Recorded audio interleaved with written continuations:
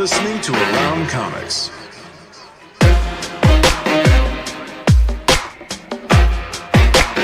Comics.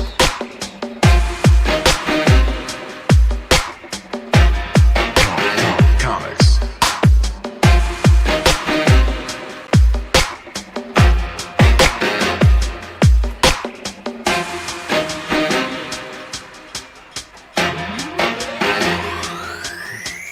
Comics.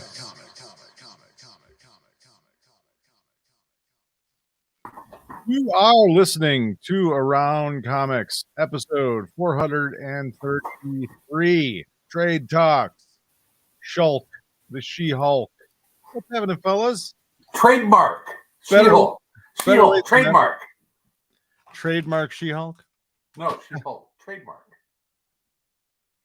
Marvel would never get into that kind of trouble with Never. with I their thought it was trademarks. hilarious. Oh, what do we do here? We got Tom, double time Tom. Tom spry and excited, ready to go. Hi, everyone.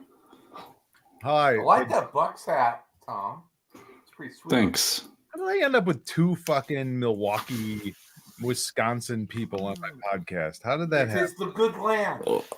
Well, I mean, Do I need to change my Bucks hat? Or from the NL Central leading St. Louis Cardinals hat? I wouldn't dare cover up this beautiful head of hair with a hat. yeah. Your team's terrible. What team? I root for no Hi, man. everyone. I root for no man but myself. I root for no team. Hi. Hey, what's What's up? up? This is going to be the most She-Hulkest episode ever. of Is your Around microphone? Comics. Did you disconnect your microphone or something? Because you sound There. like your Is it microphone is in a closet.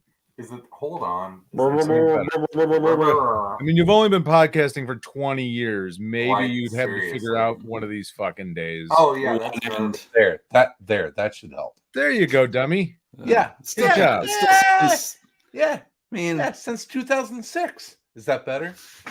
Better. Much better. Because I'm using the microphone and not like the laptop microphone. Yeah, that's what it sounded like. I noticed it last week in the episode, and I didn't No say shit. anything. Oh, Yeah, that's awful. I'm after sorry. your camera kind of died, and then you came back. Yeah, that was odd. Well, that's because Tom was gone. Welcome to a late night episode of Around Comics. It's a little later than usual. We're get all starting the- later and later. Yeah. At some point, it's just going to be Fridays. We're going to midnight be doing Friday morning. mornings. You get those Rugrats to bed, Tom? Yep, everyone's asleep. Everyone's asleep. I literally, Fucking- we were a little, Greg Porter is here. we were a Yeah. little late to the late start because of me, because I forgot we were doing a podcast. It was- I almost just did too. I completely was forgot. was doing all this stuff with the getting my kids ready, and I was like, "Oh yeah, I gotta." Oh, you're lucky I didn't accidentally fall asleep, because sometimes that happens. You know, like I'll be laying down with my daughter, like reading a book, and I'll like doze off for like 25 minutes and be like, "Ah, it's like 9:30." I was watching The Patient on Hulu. Yeah, how is it? It's pretty good. It's pretty good. It's Steve Carell in a dramatic role. Oh, okay. He basically is okay. a psychiatrist who gets kidnapped by a serial killer because the serial killer wants him to fix him. And Okay. yeah, it's pretty good so far. Nice. I was watching baseball and drinking. Baseball and drinking. I was watching Thursday Night Football with my son, and he was watching the Dude Perfect feed, because the Amazon Prime, there's like multiple feeds, right? So you have like your traditional announcer, you have your Spanish language announcers, then you have the Dude Perfect one. What is that? Like they're watching the game, but they're also doing like things in between, and they're like like betting with each other on like things that are gonna happen, and sometimes the loser gets put into a dunk tank. Wait. And it's just I like, would have fucking watch. Back up. What is Dude Perfect? I don't even know what that is.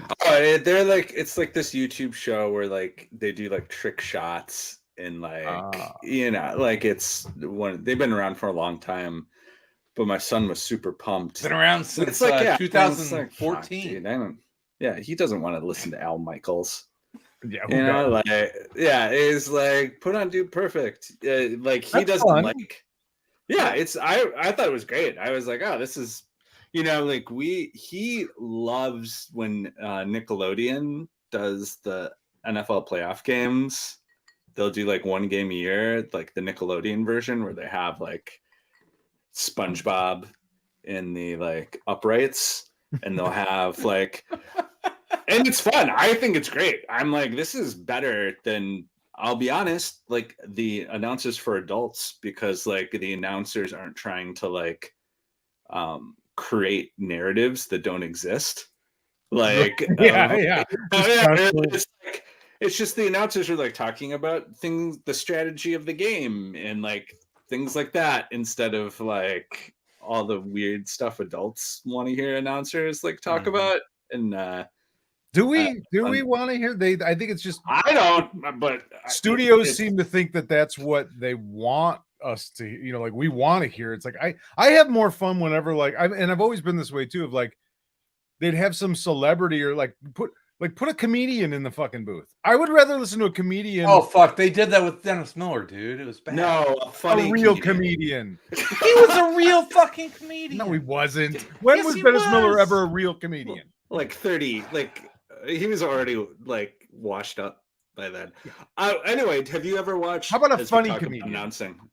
I like, agree, but they did that. They did that. The No, they did Manning with Bill Burr. cast.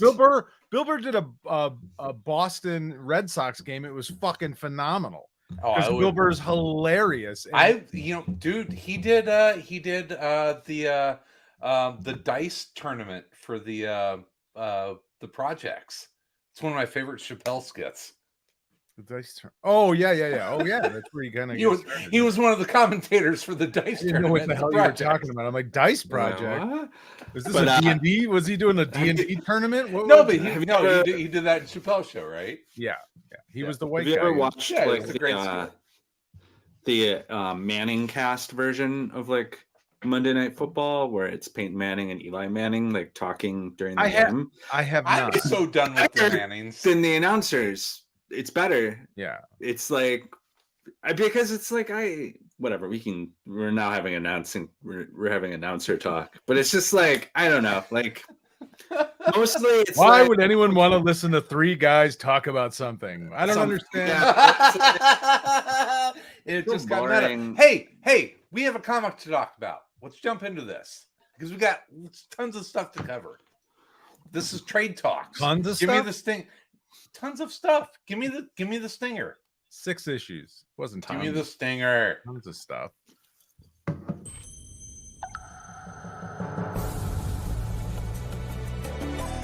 This is our Trade Talk. It's all She-Hulk all the time this week, and maybe some NFL talk or something. But we're talking about She-Hulk, Volume 1, Law and Disorder by Charles Soule and Javier Pulido and Ron Wembley. This is the first 6 issues of a She-Hulk volume. Shulk.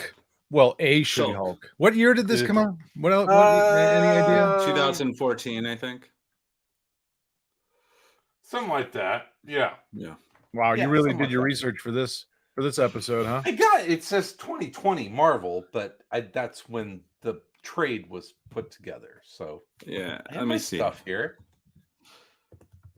Yeah. What is blah blah? She-Hulk, Volume 1. She-Hulk, Law and Disorder. Blah. There's no way to find it. There's no way to find this information. No. It's not true. Yeah. 2014, 2015 is when There it you came go. Yeah, out. I was right. My gut feeling was correct. Yeah. Yeah. Wow, if you search currently on Google for She-Hulk Volume 1, Law and Disorder. Our live feed on YouTube is the 6th thing that comes up. There you That's go. awesome. Look at that. So leading up to this, just so people know, leading up to this, we had gone from Grant Morrison's relaunch of the X universe with New X-Men, and then we did All-Star Superman, which is, I think we would agree, one of the great modern comic book works. A modern classic. It is seriously a modern classics, one of the great modern works. And so then the pick came to me, and so it's like, okay, do I pick like Watchmen or DKR, or do we do something a little bit more topical, right? And we've had So we picked a book from 2014. Well, yeah, we're old, Tom. We're old. You'll get used to it. We're catching up. 2014 is like last year, right? You know, the 90s were like 10 years ago. But so we've had Charles Soule and Ryan Swale. is that how you pronounce it? Soule and Swale. Ryan Brownie on whenever we were what was the series before 8 Billion Genies that they were doing? Curse words? Sure. Yes. So, but we've talked about remember. Charles Soule's work with Darth Vader and like Letter 44. The guy has kind of put together a pretty nice, resume of comic book work. I think it's interesting. We've got the attaché of comic book work. So he's doing his a little bit of backstory. His before he was comic book writer, he's a lawyer. So this makes a lot of sense to do a lawyer comic book, and it's not like that's weird because we've had lawyer superheroes for a long time, a la Matt Murdock, Walters, extraordinaire.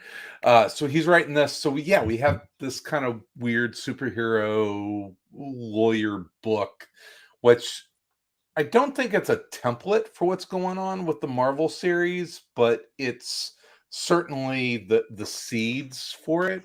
But first off, did you guys like the first collection, the first volume? I didn't dislike it. I didn't love it. I didn't love it. It's a lot of talky. It's a lot of reading people talking to one another, and he is a lawyer, she is a lawyer, and in this series, this 6 issues is much more about She-Hulk as a lawyer than as a superhero. She's not really fighting crime. She's not part of the Fantastic Four, or the Avengers, the Defenders, or any of those groups. She's just trying to make it, man. She's just trying to make it, and I think that's where the show kind of takes some inspiration from that, of just the idea of like, she's just trying to be Jennifer Walters. I'm Jen Walters first, and She-Hulk second. Yeah, and but it was a lot of talking. It was a lot. I mean, it wasn't nearly. It was fun to some degree. I did, like I said, I didn't dislike it, but I didn't love it. It was a couple of things in it that would probably certainly not make it my favorite She-Hulk trade ever.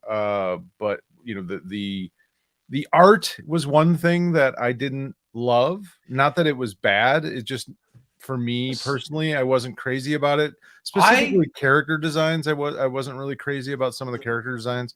That's a weird thing, because like Pulido, I didn't like his character designs, but I fucking love his page layouts. Yeah, I think he's a terrific artist. I think he does. But I mean, is that fair? I don't like necessarily the character design, but the page layout. Yeah, I mean the character designs, and it's a mono lines sort of line work. It's like it's all one line weight. Everything, which is a style sort of, which gives it a look of to some degree. I wouldn't say amateurish, but it almost looks like It looks like it's made on It's like an indie look, right? It's an indie I don't know if look? it's an indie look, but yeah, kind of. I guess so, an indie look, Yeah. but it looks like it's made on a computer. You know what I mean? It looks Mhm. like it's made in Illustrator almost, Yeah. as opposed to like hand drawn because It's like I love everything except for his She-Hulk. that yeah. Well, Right? yeah, I didn't mind the She-Hulk so much as I like because I think it gives her a certain degree uh of normalcy. You know what I mean? Like she's Mhm. the 7 foot tall green creature walking Yeah. around, and like if you draw her as she's typically been drawn as this sort of bodybuilder, female bodybuilder, Bombshell. there's no getting away from the fact that she's a Hulk. Whereas I think in this, It becomes like the joke in every like scene. Yeah, whether it's yeah. the joke or not. It's like you can't even have her like sitting at a desk, right? or like you like anything that would just be like a setting. Yeah, Normal. You know, Anything like normal. where I think his style of her, it didn't that didn't bother. It was actually like other stuff that I was more familiar with, like Tony Stark's robots. Like, why do they not look like anything Tony Stark has ever designed ever in time? Or like the Doom bots. Didn't really look like Doom bots. So it was that kind of stuff that was just like, I wasn't crazy about it. Like I said, I don't think I think he's obviously a very talented artist, and I like his stuff in a lot of ways. But I wasn't crazy about it necessarily for this particular book. I don't know. It just didn't. I think it was the combination of his work and then the style that Soule was writing in, which was kind of funny, but it wasn't like gag, like you know what I mean? Like it wasn't like full of a bunch of gags. It wasn't like a whole bunch of hilarious moments. Except for the Doom saying, "Do not destroy the giant Doom." She's like, I feel like destroy. do not wreck the giant Doom. Do not wreck my giant Doom. Yeah, I don't know. I like I said, there were things in it I certainly like, and there were things in it that I saw myself going, well, I hope they do that in the TV show. Yeah, I hope right. I hope they bring Hellcat into the TV show. Yeah, because Patsy Walker's out there in the MCU, right? Right. It's like they should bring her into the show at some point. Yeah, for sure. And that relationship, I think, I like. The Patsy Walker stuff is great in this series. I really enjoyed that part. Yeah, absolutely. Like I said, I liked it. I just didn't love it. You know what? And it's okay. That's kind of almost why I picked this. It's like this is kind of just a nice ongoing series that doesn't have to be like overwhelming. It's fun. I think I would have liked it more as single issues. Like mixed in with other things that I was reading, like I could see like the talkiness and like the art, not because I had similar feelings at times. I felt like reading them one after another probably actually wasn't great for like the style of it, because it was a lot of talking. And it was sort of like, okay, there's more of this. Here's more giant, there's a lot of balloons on this double page spread. Yeah, so a lot of work. And at times, like I found it hard to sort of like, I don't know. I found the way She-Hulk was sort of artistically displayed, it was like hard at times to kind of grasp. Like the thing you were talking about, where it's like you can't have her be like 7 feet tall and ripped and behind the desk and not have that be the joke, of every scene. So you kind of need to find a way to like have her exist like in the world. So like she can be a lawyer, right? Like, because you'd need to believe that she's a lawyer. But on the other hand, it made it weird at times when it was like, well, wait, is she like bigger now that she's hulking out? Like it was like, there were times where she was gigantic and ripped, and it was like kind of hard to like understand what was happening a little bit. Like it was sort of like, oh, okay, that's her, like that frame, like it's real subtle stuff like that at times it was sort of like, okay. Whereas I think if I had read this like mixed in with a bunch of other stuff, like one at a time, I probably would have been like, oh yeah, She-Hulk, and that like wordiness probably wouldn't have bothered me. It might have actually felt like, oh, like this book feels like different from all the other books I'm reading, as opposed to like, oh my God, like, there's a lot of talking. There's more talking. It felt It's kind of like- like a Allred book to some degree. Mhm. Yeah. There was some just like weird for weirdness sake. Yeah, like her secretary, like the whole like her weird. I kind of love the secretary. but weird for weirdness sake. Like there was Yeah. never a payoff. Maybe later on in the series, It's working. I think it's working towards that. And But it's like you introduce a weird, an odd secretary with a monkey, and then it's just sort of there. and then the monkey like breathes life back into her after she is fucking plugged in the head.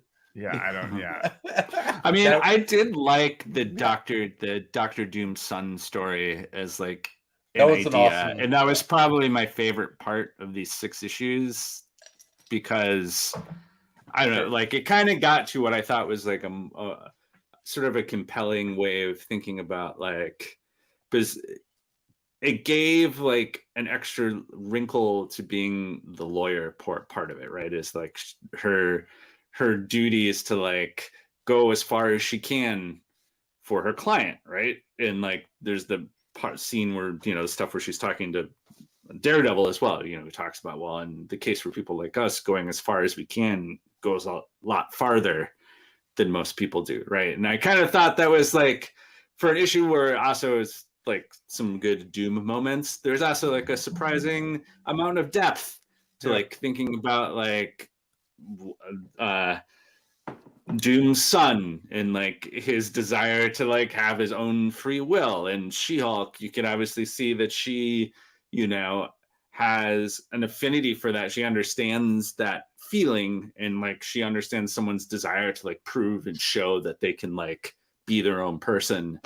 And I was like, oh, that's kind of like a cool little amount of depth to what is kind of, you know, a funny Doctor Doom story, right? Anytime you can break out Doom bots and Doom just sort of being like, you know, like the honorable villain, you know, where he's like, you have brought up good points, you know. It's like, I will let you leave Latveria on your own, you know, on your own free will, you know, like that sort of playful Doom still having that depth to the story as well. Doom. Yeah, the Doombots, they didn't look like Doombots. So that bothered me more than the Right? Iron That Man was one. I was like, I don't know why. It's just like those should look like Doombots. Yeah. That's why are you not drawing Doombots? We know what Nerds. you know what Nerds. Doombots. Yeah. I know, right? Nerds. It's so nerdy. But the Nerds. Doombot one bothered me because that's like always been the thing about the Doombots. You know, it's just like, Why They are they look that called way. Doombots if they don't look like Doom? What's the fucking Yeah, point? I did also love the Doombots. scene where he's like, this is happening again. Of course it's a Doombot. Like my first 3 girlfriends Yeah. were Doombot.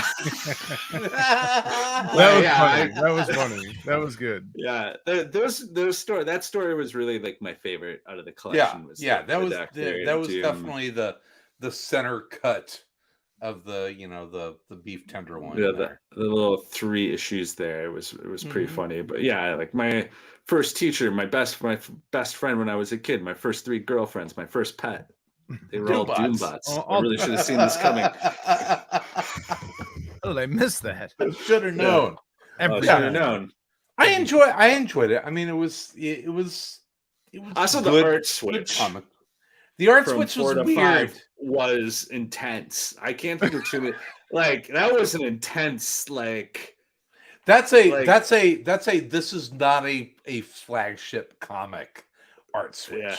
Right. Yeah, it was like, oh my gosh, like what's going on? What's do you going on? think- Who is this? Who is that? What do you here? think? How do you like Wembley's art? It's I mean, it's unique.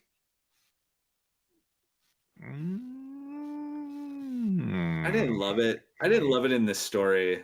Yeah, it was off. I didn't dislike it as much by the end of that story, but it was still like, okay, the art is at the front of this. It was definitely very forward presenting, right? And it was very like I don't know, it was just hard because I also feel like the stories he did also like, you know, with the scene with like the shocker and Mhm. like you're having the same sort of like quiet, funny moments happening, and that art style, like for me, doesn't work with those type of like moments. Yeah, Like it's it just like doesn't land right. Like I I don't have a know. hard time with like really kinetic sort of art like that. Sometimes it's just, you know, I don't feel like it serves the story real well. And and it may just be me. I have a difficult time. You know, I like storytelling. I like artists to tell the story. there's not much subtlety to it, right? Yeah, it's just kind of Yeah. everything is like rah, you know, sort of screaming at you. Mhm. And you know, you know, it's just a personal taste kind of thing, you know. I just Yeah. I don't love that style of art necessarily. I have the same like what's his name? Canetti. No, it's Who's not awesome. she's not the style's much different than this. Yeah. Not Ramon Perez. Oh, it doesn't matter. But I mean, he's a like a beloved artist, and it's just I've always found his style difficult to read the story. Oh, Because, you know what I mean? I Like, know who you're talking it's about. just Umberto Ramos. yeah, Umberto Ramos. Humberto Ramos. People Yes. fucking fawn over Umberto Ramos, and He's there's no awesome. question he's He's a phenomenally awesome. talented artist. I just don't like Yeah. reading stories that he draws because I can't Yeah. follow the fucking stories. Yeah. You're like, I There's don't too know much what's going on. happening. Yeah. Yeah. Yeah. So for me personally, I'd rather just have, you know, I don't need it to be like real flashy necessarily. I'd rather be clean and serve the story better than Mhm. necessarily like some sort of, you know, really kinetic, energetic. Yeah. I mean, that's basically, you know, and that's the thing. It's like you're a storyteller, right? Well, you're supposed to be, yeah. It's not you're Yeah. not doing pinups. Like this Yeah. isn't, you know, Yeah. you're a storyteller. Like you're Artists talk about that all the time. It's like, yeah, writers write the script, but we are also storytellers. It's like, yeah. okay, if you're gonna say you're storytellers, then you gotta tell a story. Tell the story. God damn it. I mean, I will say that and the one part where the art I thought did kind of work was the Tigra Patsy Walker like fight was actually kind of Yeah, that was a good scene. that was like his style then kind of led to like, oh yeah, she's like a vicious cat like attacking, like that kinetic style then kind of was like, oh okay, cool. Yeah. I guess But on it's the hard. Like couch, you know, it's a difficult thing. Like if you know, like if that is your style, then how do you sort of then change that for quieter moments, like you were saying? You know, it's like Yeah. if the writer's writing, you know, it's great if you're like everything's an action scene, but if the writer's writing these quieter moments, then how do you take that style and sort of back it off? You know what I mean? Like, is there? I don't know. I'm trying to think of like artists that are good at that. Of like they can draw really big, bold, electric kind of moments, but then they can back it off and also do. I mean, it's not an easy thing. You know what I mean? Like it's I not would like say the original artist of She-Hulk was pretty good at that. the original artist of She-Hulk, Yeah, John Buscema. Buscema. Yeah. But I don't know if that his stuff. I mean, obviously John Buscema, legendary, but I don't know that his stuff was ever that kinetic. There's some Avengers stuff that's pretty awesome. I'm not saying it's not awesome, but there's a difference between awesome and like Yeah, the like energy. explosive. You know, I mean, people would say that about Kirby, right? That Kirby, you know, that's why Kirby was Kirby, is that he would really push things to the forefront and be, you know, breaking, you know, boundaries and being really kinetic. That was what made him different than that.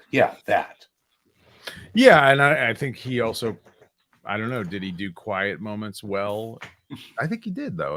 Kirby, he was able to catch up. Like at least I can think of like when he did like Galactic or like, you know, I can imagine like, you know, when he drew a Celestial, like even though it was like this massive thing, there was sort of some sort of strange quietness to those scenes, like an eeriness to the or presence. even like Galactus. Yeah, has that yeah. same where it's like Galactus doesn't move. Yeah. Like he like Right. like he's not like like Galactus has that sort of like feels like he doesn't Ominous move. presence. Yeah, he hasn't moved in a millennia. And if he does move, it's going to be like a big deal. Yeah, right. I think we talked to. I mean, this is going way back when we talked to Gene Colan. Colan talked about that he kind of drew thinking about the lens of a camera, right? He was moving a camera.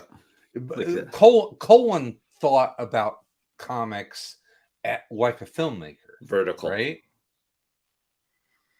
Yeah, I mean, I think a lot of those guys did, really. I mean, Yeah, but they were thinking about moving a camera and becoming more dynamic and kinetic, and that was one of the innovations of like 1960s, 1970s comics, is that they were trying to draw comics like movies. But I think what you see now is like these guys are using much more like animation style of bending and twisting, and if they are using a lens, it's like a warped lens. It's like, you know what I mean, and they're using these sort of bizarre physics in their drawings, so you're almost looking at it, through what is the type of what's the type of a tilt shift? Yeah, and so you get that energy from it. Yeah, well, and that's what I mean. Like there was some stuff from Wembley that's like, yeah, that's just not. That's obviously skewed to a bizarre angle. Yeah, bizarre, like not human way of seeing things. Yeah, but then it's like, how do you back off of that then for like, this moment of two people talking, as opposed to, it's hard. Yeah, right? It's difficult. I think I would imagine it's difficult to do. It's like, that's what I'm wondering. I'm like, yeah, and it's weird because this is like Charles Soule is an attorney, and this is a very talky series. So let's pick an artist who draws really wild, fucking kinetic, extreme angle stuff. Yeah, right. A little weird. Maybe not the best match, but this is also what 2014, and She-Hulk wasn't on the Marvel docket of TV shows. Probably not. Right? Yeah. She-Hulk. Yeah, like I said, I mean, I liked it. I didn't love it. I don't know that I would keep reading more issues of this necessarily. But I'm more interested in the paralegal than just about anything else. Well, that's like, what's up with I want to know about that fucking monkey, man. Monkey. What's up with the monkey, man? What's up with the monkey? I hope Doom comes back. I hope Doom makes another appearance. Just breaking through the roof of the district courthouse. Right. Yeah. So there you go. Trade talks. Ta-da! Who's got the next pick? I don't know. I'm not sure. Is it me? Is it me? No, oh, Tom, man. You picked All-Star Superman. Oh no, I picked X-Men, and then we just like decided. And then, so it is your pick. Maybe Sal. No, it's Tom's pick. You got something, Tom? I got nothing. Picked All-Star Superman. You know what, Tom? We can talk about the She-Hulk TV show while you come up with your pick. Yeah, while you think. We won't put you on the spot. A couple of questions before we do that. We had some people in the YouTube channel asking some questions here.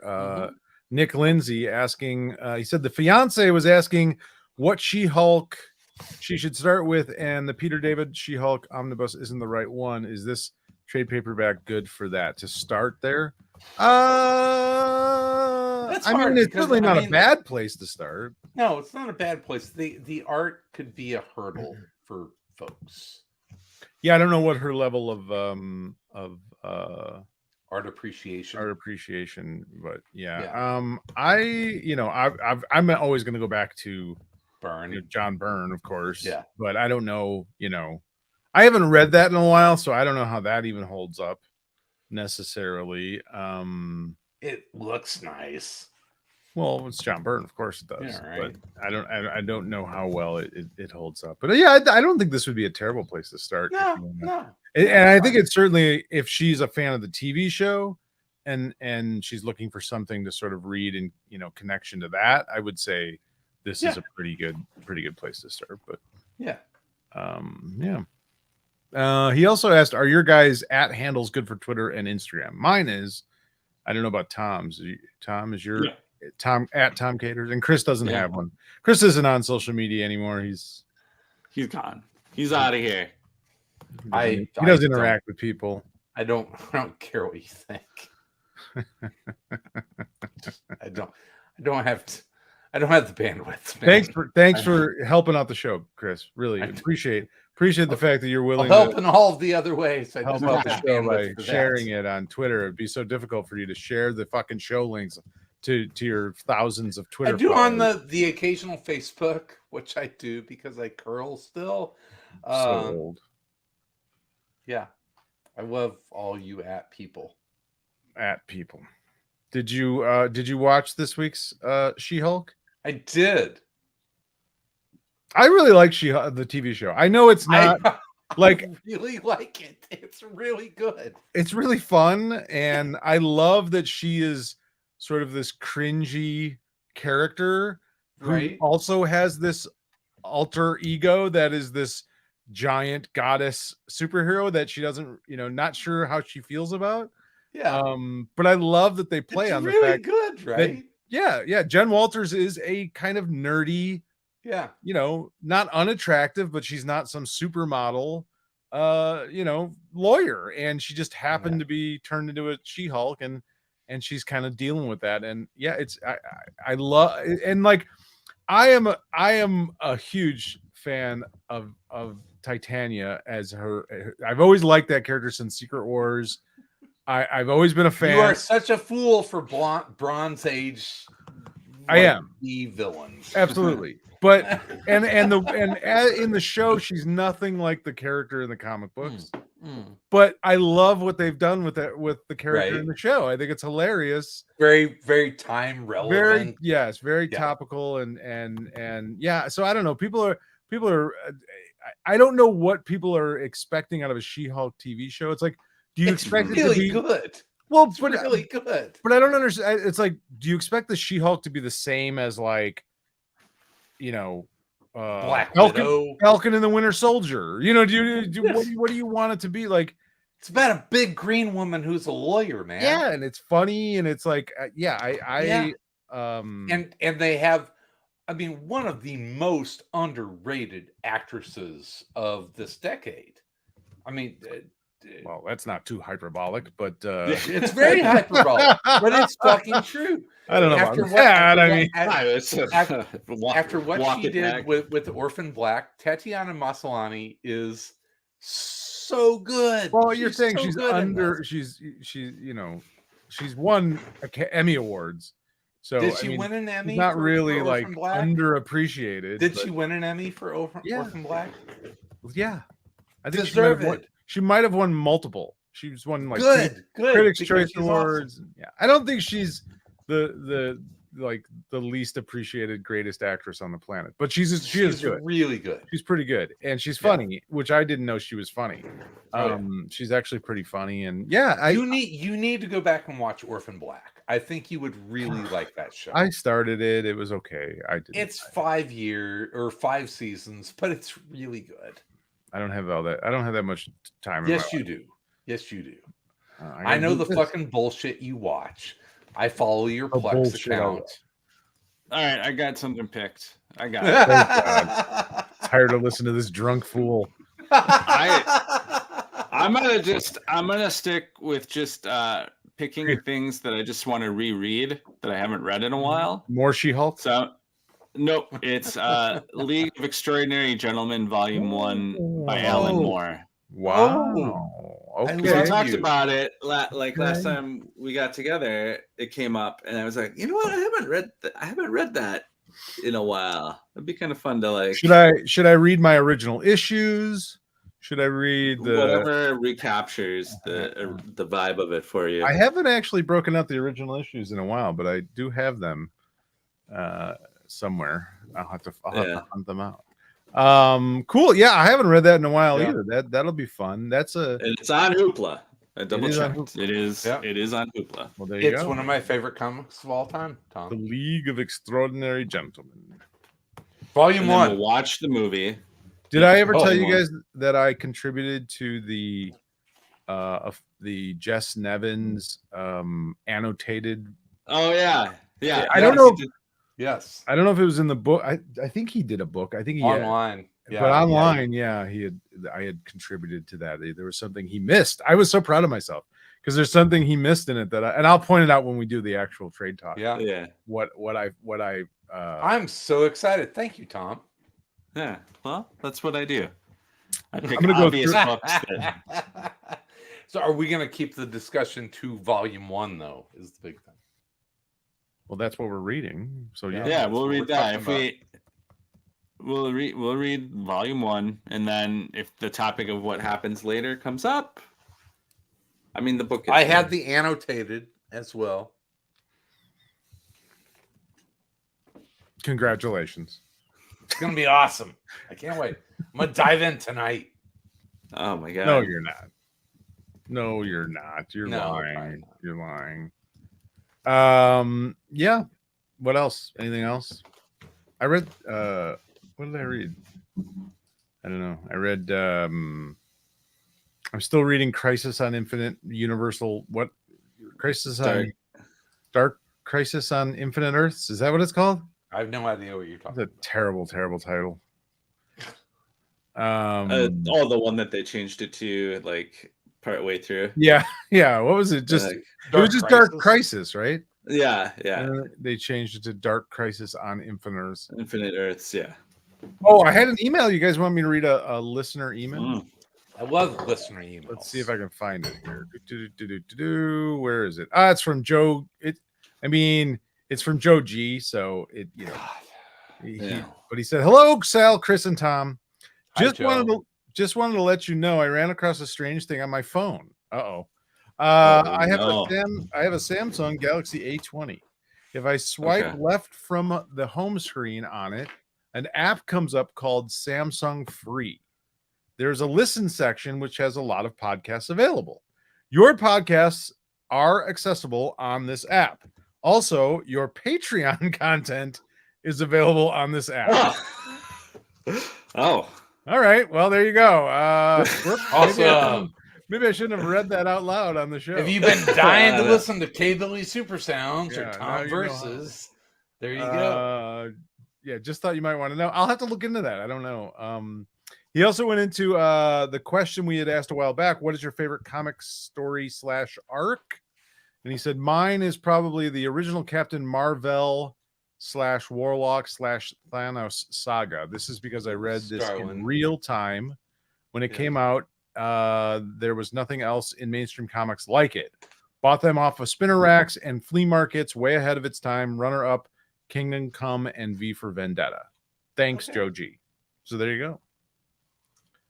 All-time favorite did we ask that question? What is your all-time favorite comic book? I don't know. Maybe we may. Yeah, I mean that's interesting. What's your all-time favorite comic book arc? Sectars 1 through God damn it, do that yet? Have you guys done the Sectars? Sectars. Have you read it yet? Set a date. I'll read the whole thing by then. All right, we'll do it. Sectars. Tom needs Sectars? He read the wrong book. He was reading a Japanese manga called Sextars. Sextars. Sextars. I think is what it was. A Sextars. You're all terrible. I don't know what my I don't even know if I could pick a favorite all time, but like just off the top of my head, I would have to say, like a mainstream kind of comic thing. I would be like the Wolverine miniseries is probably one of my all-time favorites for sure. I've read that a bunch and still enjoy it. Wait, the Phoenix Saga. It's what Yeah, it was I too mean, much. It that's- was a I bit mean, of a if you want- saga for my taste, to be honest. I mean, if you want to go to like things that like influenced you as a kid that have followed through your entire life. He didn't as a ask all that. He comic just book asked fan. what was your favorite. He didn't Your ask. favorite. Yeah, the Dark Phoenix saga for sure. You don't have to justify it. Just say what it is. Oh, Dark man, Phoenix I don't saga. know. It's such a complicated answer. You know, is it like the thing I could read the most, or like the thing I enjoyed the most? Oh, Like as it's coming out, it's just like I remember like Uh-huh. the Peter David Hulk mhm. era, like when Mr. Fix-It and that whole Mhm. thing, and then the leader coming back and all yeah. like that, and the Hulkbusters. I remember fucking loving that when it was coming out. Yeah, just being like, yes, Yeah, for sure. I mean, even more than like stuff like Born Again, like Daredevil, obviously, Born Again in the, Frank Miller's run on Daredevil, one of my greatest, most favorite arcs. But I mean, I guess for me, like in that sort of way, like probably like parts of the Wade run on Flash. I Hmm. remember like loving. even more when it than was the coming out. Johns run. Yeah, Really? I like just like of excitement from when I was. I'm remembering how much I enjoyed it at the time. Like I'm trying to look up what years Okay. Wade was on it to give like a. I mean, I loved those. Your love of the Flash. you guys want to Yes. go through the top 100 greatest comic book runs of all time, according to CBR.com? How about like the top 10? All right. Top 10. Let's do top 20 because there's no fun ones in the top 10. Yeah, Okay. Number 20, Grant Morrison's New X-Men. We just talked about Okay. that. So Sure. that's Agree. a great run. Agree. Great It's run. good. It's good. Number 18, Brian K. Vaughan, Why the Last Man. It's not a run. It's a limited. It's a finite series. Disqualified. Okay. It's great, but it's not a run. Okay. No one else but Bryant BKV ever wrote that series. Fair enough. So wait, what was it? The comic book run? Oh, because they classified it as like a run. Yeah. Right. It's like no one else is Okay. going to write Preacher but Grant. Okay. My mind, I'm in the right place now. I was looking up what years the Wade stuff. It was like when I was like 14. And Well, I think there's going to be a loved it. handful of these that are probably It's fine. Throw them out. We're going to end up with 10. Okay. Number 17, Jeff Johns' Green Lantern. Yeah, it was really good. It kind of made me enjoy Green Lantern again. I'll go with that. Yeah. Number 16, Keith Giffen and J.M. DeMatteis's Justice League International. Iconic. Can't argue with Iconic. that. Cannot argue with Probably that. still I'll pick. the funniest. We should do that Yeah. as a trade talk one of these days. Yeah. We have. That's my next trade talk pick. Is going to be the We'll go into it. Yeah, because I always say, that book, it was so far ahead of its time. Yeah. That it would still feel that way like now. We'll if see. it came out. We'll see. We'll see. I've read it recently. Oh, and okay. One Punch. it holds up. It holds up where it's like, oh yeah, this is why this is so. I mean, Tom King is farming all of that right now, right? How dare For the you? Human Target. How dare you? How dare you? Wait, no, he'd admit it. Number 15, Kurt Busiek and Brent Anderson's Astro City. But that's disqualified to Chris. That's another one. It's like no one else fucking did it. Yeah, no one else is. Yeah. But why does it? Okay, I'm not necessarily disagreeing with you on that point. But why is that any more impressive? That someone else. So did what was the Brian Brandis K. run one? It's like does Savage but Dragon? no, listen, like think about what you're saying though. A run of comics is like in succession, in consecutive order, an artist and a writer working together doing a run. So Kurt Busiek and Brent Anderson did 10 years of Astro City at a high quality. That's great. great. A pretty good fucking run. Yeah. Yeah. Usagi Yojimbo, Stan Sakai, It's been doing that since like 1980. It's a great fucking run, right? Yeah, I mean, I get what you're saying, but I don't know if Yeah. it I mean, necessarily. it'd be different if it was like a 6-issue miniseries that there wasn't going to be anything else.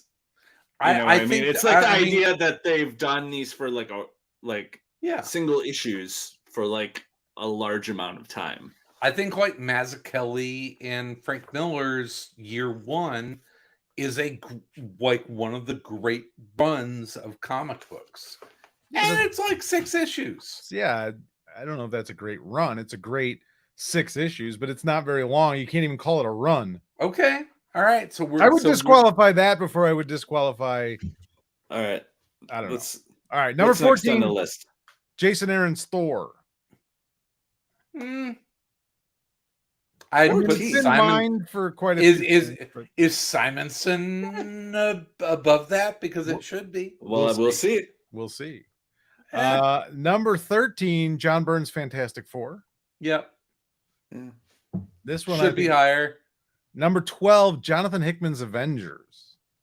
Above Burns FF. Yeah, no. Number 11, Marv Wolfman and George Perez's New Teen Titans. Should be higher. Number 10, Chris Claremont, John Byrne, Cockrum, Uncanny X-Men. 10? That's 10? number 10. Fucking 10? Well, let's see what's ahead of it. Chris I is don't know. becoming furious because this is making Chris be like, these should all be top 3 runs. There should be 8. 10? It can't all be number 1, Chris. Done. This is the problem with her hyperbole. 10? You rank everything as the greatest thing ever. You can't ever rank things. All right, number 9, Walt Simonsson's Thor. Okay. Yeah. 9? What's Number 8, Grant Morrison's Batman. No. Yeah, I don't know if I agree with that Yeah. one. No. I really enjoyed it, but fucking Byrne, Claremont, Cockrum, X-Men. Fuck off. Number 7, Grant Morrison, Howard Porter, and John Dell's Jail A. no. Yeah. Somebody's a big Grant Morrison fan. Number 6, Jack Kirby and Stan Lee's Fantastic Four. It's in the top 10. 6? No. There's not 6? I mean, hey, Byrne called it the number 1, right? Well, I mean, it's weird. You said someone's a big Morrison fan, but they've picked like the Morrison ones that I'd be like, eh.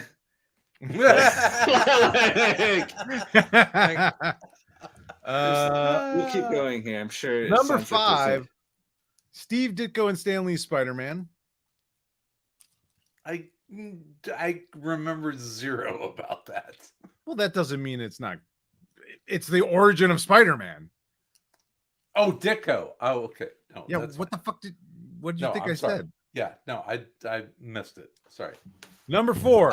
No, yeah, like Ditko and Lee's Spider-Man. Yeah, that's top 5. Okay, great. We got your seal of approval. Yeah, I'm Locked sure in. Stan and Locked Steve are in. fucking happy. Number Put it on the gravestone. Top 5? 5? Number 4. 4? Playoffs?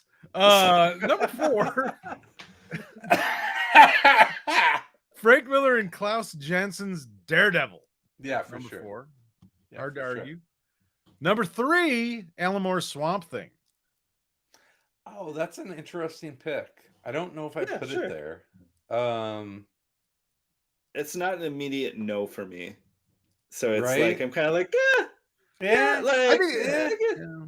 I don't know. I don't know. I think it's a little high, but number 2, Neil Gaiman's Sandman. high. It's high. I don't know, man. Yeah. Number 1, the number 1 greatest run in the history of comics, according to voters that read CBR.com. John Byrne, Chris Claremont, and Terry Austin's X-Men. How is that different from The Uncanny Claremont. X-Men? How It's is 2 that different different? books. fucking comic book nerds? Well, It's two different books. Because Cockrum was involved in one of them, Well, he did create the characters. right? I don't know. There you go. A travesty. Crime has been. Do you want to go backwards? You want to go the other way a little bit, just to see what? Weird that those are the top Morrison ones, Yeah, it's a little as weird. opposed to like Doom Patrol or Animal Man or like the good one. But I should say I like Batman. I like those comics. All right, here's a different list. What's not even the best Batman? It's like I wouldn't rank the Morrison runs and be like, yeah, JLA. Is like the Howard Morrison run Porter. better than like the Mazzucchelli Miller run? No. You want to hear a different list? See how this is comparative. I thought and whenever you said Ditko, I thought you said Steve Rude, not Steve Ditko. I was like, I don't even remember a Stanley Steve Rude. Steve. I don't think there is a Steve Rude. That would be neat, but I don't remember that one. All right, a different list according to a different website. Number 20, X-Men. Now this is a little more specific. This gives you the actual like issues. So number 20, X-Men number 114 through 154 by Grant Morrison. Okay, that's number 20. Really good, yeah. Number 19, Starman number 1 through 80 by James Robinson. Yeah, I mean, now we start getting to like finite series, but yeah, for sure. Number 18, Why the Last Man, Brian K. Vaughan. Okay. Number 17, Green Lantern Rebirth and Green Lantern, Jeff Johns Green Lantern. Yeah. Mm-hmm.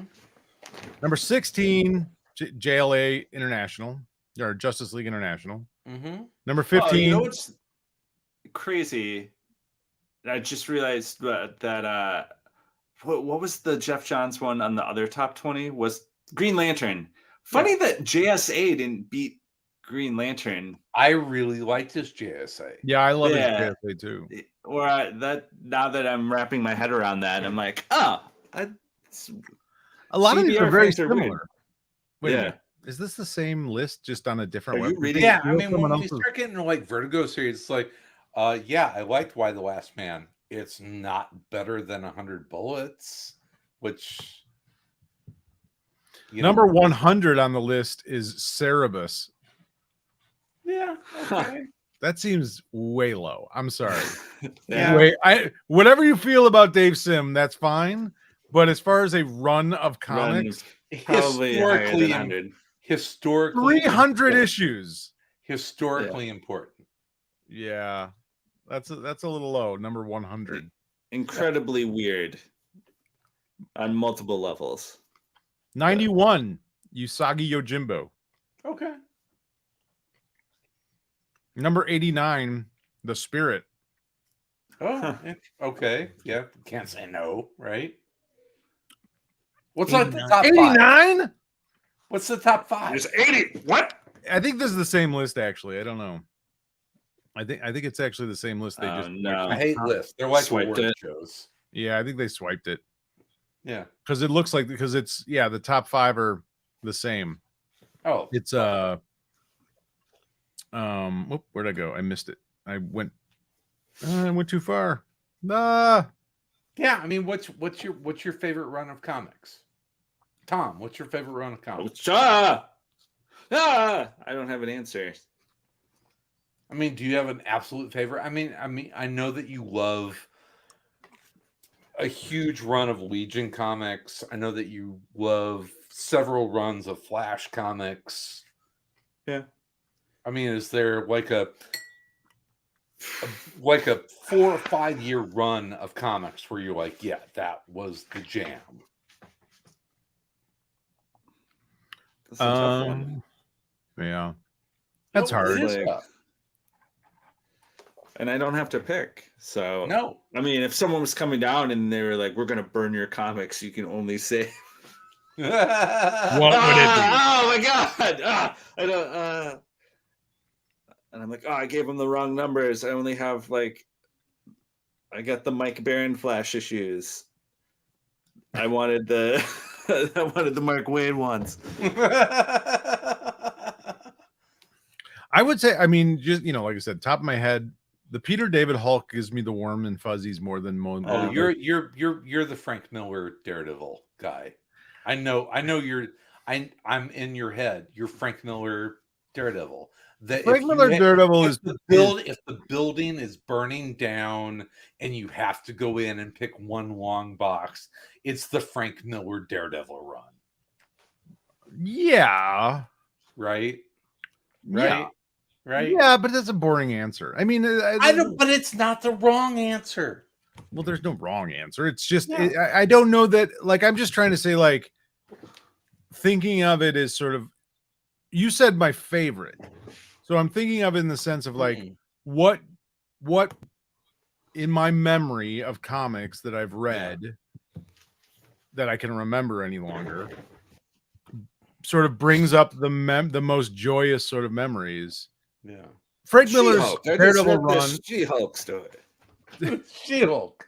Frank Law Miller's- and Disorder, Volume 1. Frank Miller's Daredevil run was like, seminal work. It changed what I thought about comics, all that kind of stuff. Watchmen, obviously, but like just on a sort of like joyous, it wasn't like those aren't joyful comics. I don't have memories of reading that and being like, wow, that really was fun. Those are dark. Yeah, like, they're fucking dark. Yeah. They're fucking dark. that's what I'm saying. Like the Peter David stuff was like, there was some like really interesting stuff in there, but it was a joy. Like I remember I couldn't wait to get the next issue of That's amazing.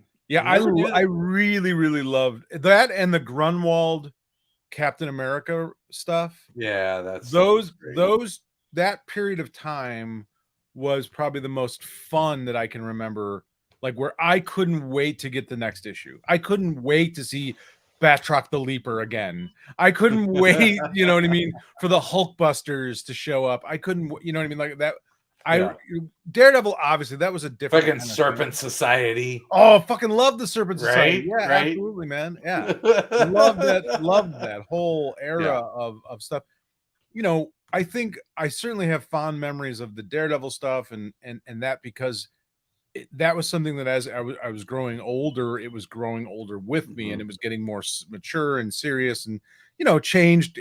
I think more than anything, it allowed me to still love comics. Yeah. But it was different as like, I don't know, when was that Peter David run? Like, what do you guys know off the top of your head when that was? 80s. Yeah, so I mean, I think I was a little younger probably, and I don't know. I just remember that very fondly. I haven't read it in a long time. We were talking a couple weeks ago about what was the last great Spider-Man story that you remember, and I started looking through them, and I was like, probably the last like great Spider-Man story that I was like seriously vested in was Kraven's Last Hunt. No, yeah, I remember us talking about that. Yeah, right, with Zach, and that's one that that might have been like the last like great Spider-Man story for me, was Kraven's Last Hunt. Yeah, I mean, I don't know. I'd have to go back and look. Really, That's a great run. Right? I haven't read Spider-Man in a long time, but that's certainly one of the last ones that I remember. Though, like, well, we were talking about sort of,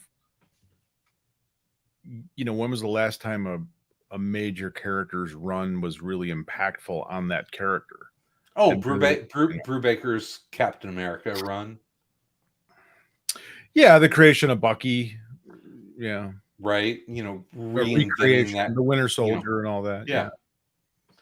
So I think Brubaker kind of redefined Cap and Bucky and the Winter Soldier through that entire run, and that's having obvious, ripple effects. But Brubaker, his Captain America run, that was kind of like the last, like redefining character run that I remember. Yeah, I mean, there just isn't that many anymore, I don't think. I mean, it just doesn't really happen where like these stories are that seismic. You don't have the giant shifts in like something amazing. I don't know. I don't know why that is. I don't know why that doesn't necessarily really happen that much. I mean, I guess it's not the easiest thing in the world to do, and the the creators years and years and years ago had an easier time of coming up with things that were because they were the first to do it with a character. Right. I mean, like, Have you guys read this yet? I have not. So I'm holding up for the audio audience. It's Fantastic Four Full Circle by Alex Ross. Let's talk about that. Is that a hardcover? It is. It's so nice. It's beautiful. Yeah, it's a very different artistic style for Alex Ross. Very Kirby-esque. Yeah, he is leaning into the Kirby Lee FF, and we can talk about it after you guys read it. But what I found interesting is that it is not Alex Ross's take on the Fantastic Four. It is Alex Ross's take on Lee and Kirby's Fantastic Four. He's definitely embracing that 1960s storytelling. He updates it a little bit, but it's absolutely a love letter. Love letter. Yeah, and it's good. It's fun. It's really cool. But it is Alex Ross writing and drawing a love letter to the Lee Kirby FF of the 60s. I mean, it is literally even like this takes place between this issue and this issue. Oh, right. Yeah. Well, I mean, he's a terrific artist, but I think it's most of his work is inspired by the things he loved when he was a kid, and he's never been necessarily the most innovative in the sense of, like, he has an unabashed prayer map to the Super Friends, which he's talked about, ad nauseum, and Kirby Lee, early stuff. Yeah, he's doing stuff that is very, has a reverence to 1950s, 1960s, 70s comic books. Yep. Read it. It's good though. Maybe. Oh, it's good. You'll enjoy Read it. it. It's fun. It's fun. I don't even like comic books anymore. Fuck off. They're They're really not that good. There's some good stuff out there. All right, are we done with this fiasco? Yeah. Yes. Have we I done think enough? so. Have we talked enough? It's late. It's very late. Ah, 3 old guys. 3 old guys talk comics. All right. If you enjoyed this, and I know you did, There's something wrong with you. Yeah. you should check out our Patreon at patreon.com/aroundcomics. Or And free you- with a Samsung phone. We're Evidently. apparently free with a Samsung phone. But yeah, throw us a few ducats, and we appreciate it. It helps us keep the lights on, and you will get such amazing content as Tom Versus. And now we're done with K-Billy Super Sounds, because Film Force 5 is now its own creature. I have a new music Patreon that we're going to start doing called AC Audio Files. What? It's going to be amazing. You're doing what? Yeah. What is it Me called? and one of my best buddies at work, we're going to exchange one of our favorite records every week, and then we're going to talk about it. Oh, God. It's going to be amazing. Has this been approved by the Council of The board, TCB? the Studio? board, is it board approved? I don't believe this has been passed by the board yet. Tom, I don't know. We're doing it. I haven't heard anything. Has this friend been given our brand guidelines? Do they Yeah. know- Yes. Yes. He's got the style guide. He has not been vetted. He is not. This friend has not been vetted. First strike against him. He's a friend of yours. You're going to love it. You're gonna love it. It's awesome. Wait, it's you talking about your musical tastes? Oh, I can't and wait. his. God, that's going to be riveting.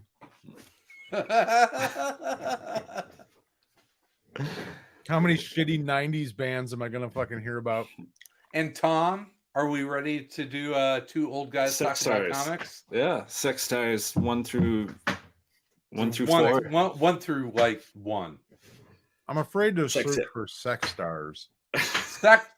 Sectars, not sectars. Stars. Sectars. Got it, buddy. Sectars. Sectars.